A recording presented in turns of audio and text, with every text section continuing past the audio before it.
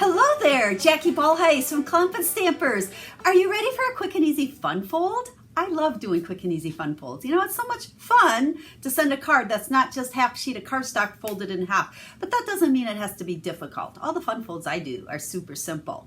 So today we are using the Best Dressed Designer Series paper as the main focus of our projects. But you know what? If that's not a paper for you, remember these types of fun folds, especially when I use Designer Series paper, you can do with any papers and any stamps. So I'm gonna make one for you to show you how easy it is. And then I have two other examples to share with you. So I really have three projects I'm going to share with you today.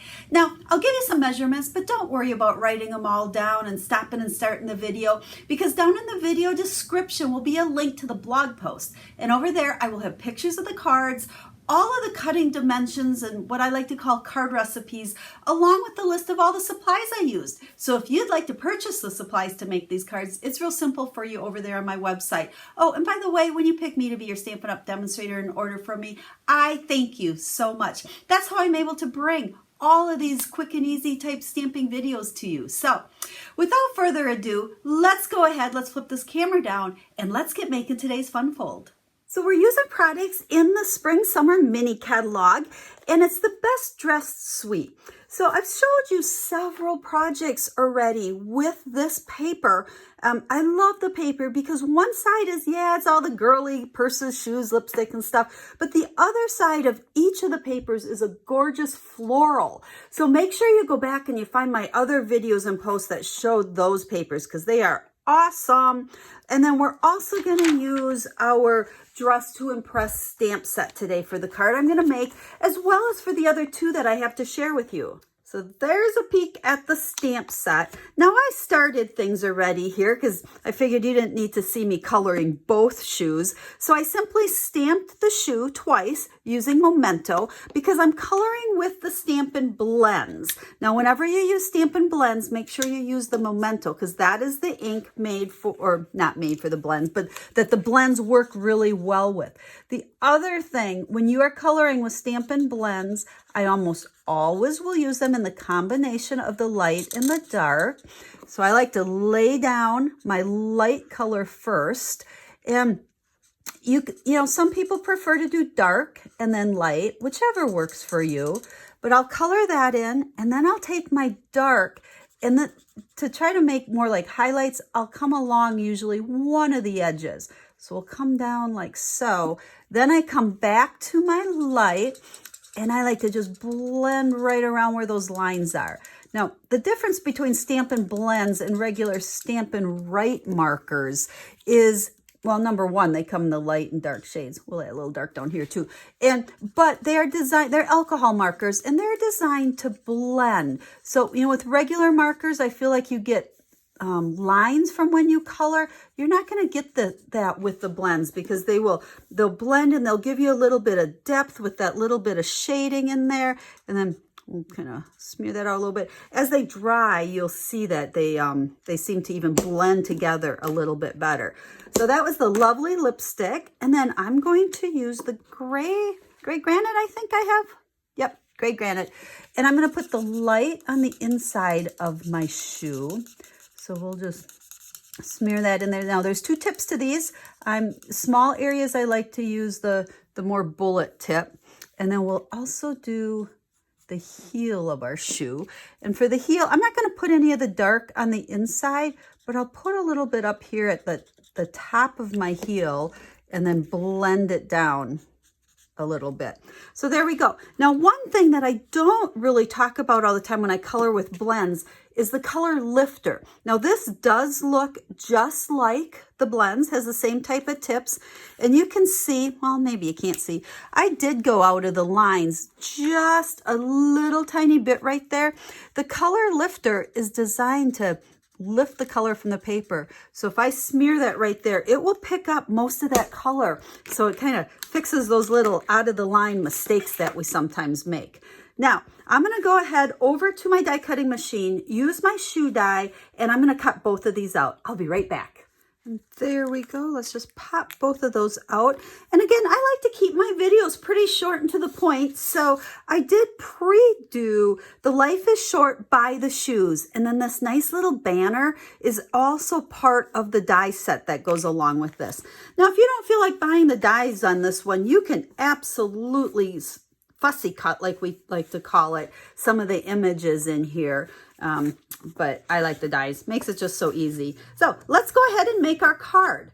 I have a piece of lovely lipstick. See there, you can see the flowers on the back of that one.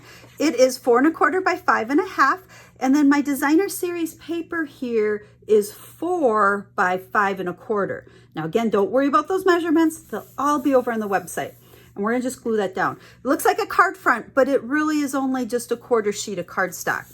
Then I have a piece of Whisper White that's folded in half. This is 8 1/2 by 2 1/2.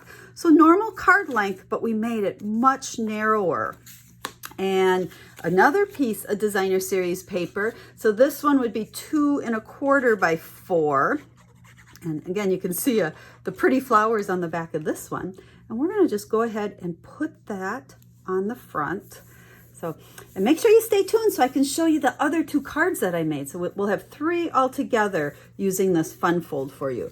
Okay, grab our dimensionals. I've got the mini dimensionals here.